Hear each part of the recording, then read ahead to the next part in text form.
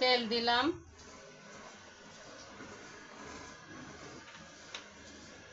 ইলিশ মাছ দিয়ে চাল কুমড়ো রান্না করব।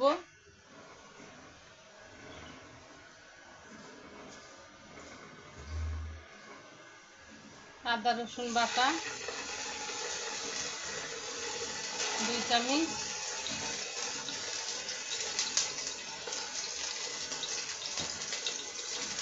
এখানে পেঁয়াজ কাটে দিব না, পেঁয়াজ বাটা দিলাম। যেহেতু ঝোল রান্না করব, পেঁয়াজ বাটা দিলে ভালো লাগে।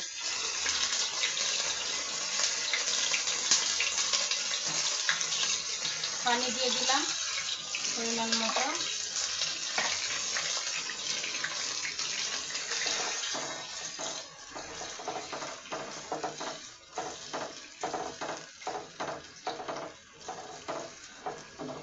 এখন এখানে হলুদ লবণ দিয়ে দিব।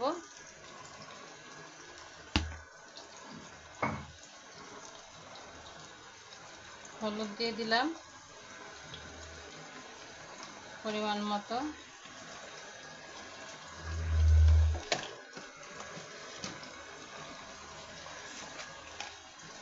চাল কুমড়োর ঝাল একটু কমই খেতে হয়, তাই ঝাল একটু কমই দিব।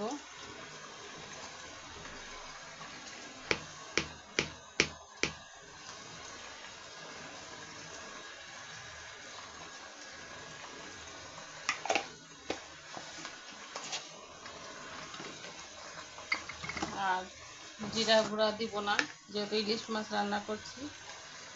এখানে যে লবণ,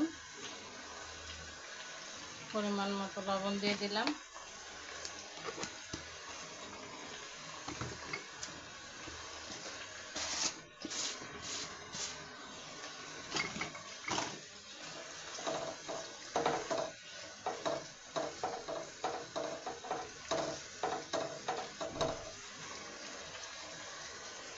আর একটু সামান্য তেল দিতে হবে।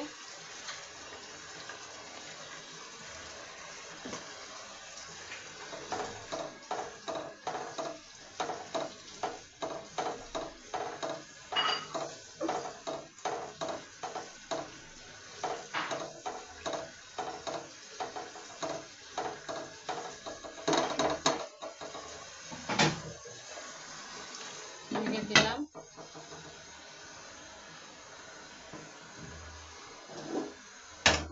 এই যে ইলিশ মাছ, ইলিশ মাছ দিয়ে রান্না করব চাল কুমড়ো।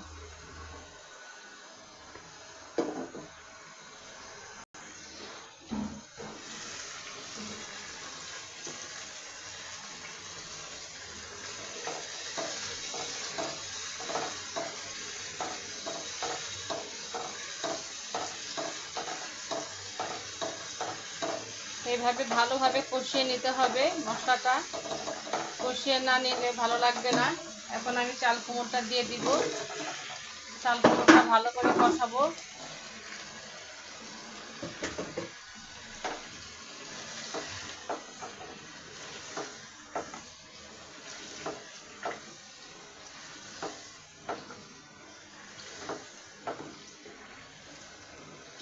চাল কুমড়োটা ভালো করে না কষালে ভালো লাগবে না, কারণ চাল কুমড়োর একটা গন্ধ আছে। সেই গন্ধটা যতক্ষণ না যাবে ততক্ষণ পর্যন্ত আমি চাল কুমড়োটাকে কষাতে থাকবো।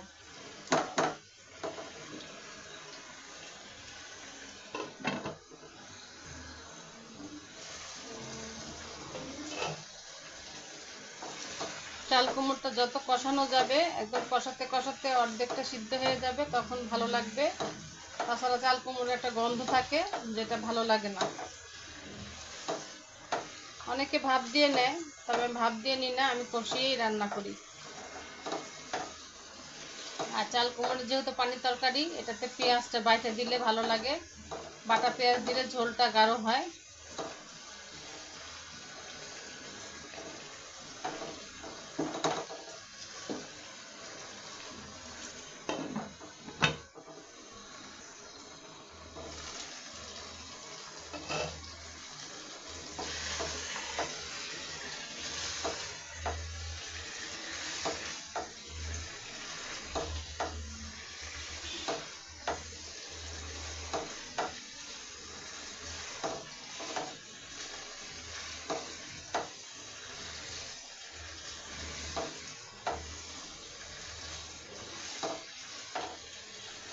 কষানো হয়ে গেল।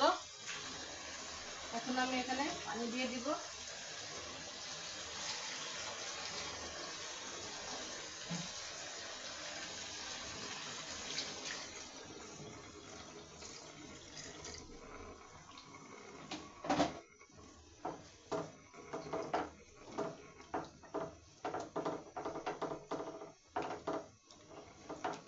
পানিটা বলক আসলে মাছ দিয়ে দিব। এই মাছটা কষিয়ে দিলাম না, মাছটা খুবই ভালো, যে কারণে মাছটা সরাসরি দিয়ে দিব। আগে পানিটা ফুটে উঠুক, ঝোলটা ফুটে উঠলে মাছটা দিয়ে দেব।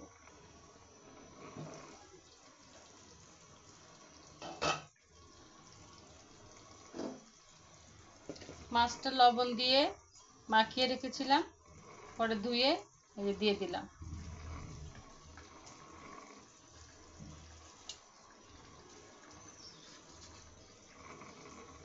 একটু মাখিয়ে রাখলে ভালো হয়।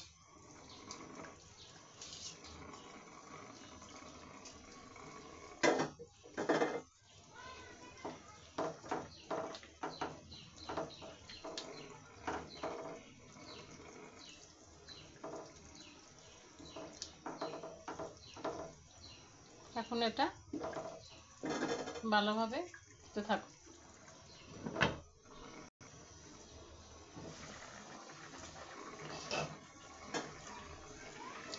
খুব বেশি ঝোল রাখবো না, ঝোলটা আমার মিডিয়াম থাকবে।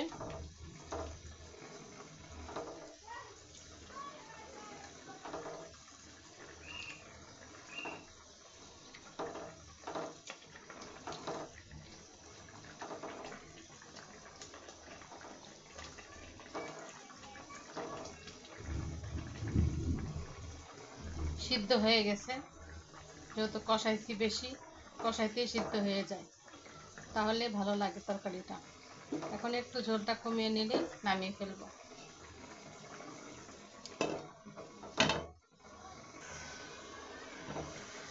এই হয়ে গেল আমার চাল কুমড়ো ইলিশ মাছ রান্না। আর রান্না করব না, যতটুকু ঝোল আছে এতটুকু লাগবে।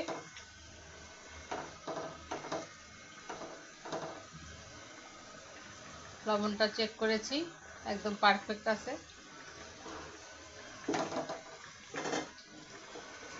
তোমাদের যদি আমার ভিডিও ভালো লাগে অবশ্যই কমেন্ট করে জানাবা। বন্ধুরা ভালো থেকো, সুস্থ থেকো, আল্লাহ হাফেজ।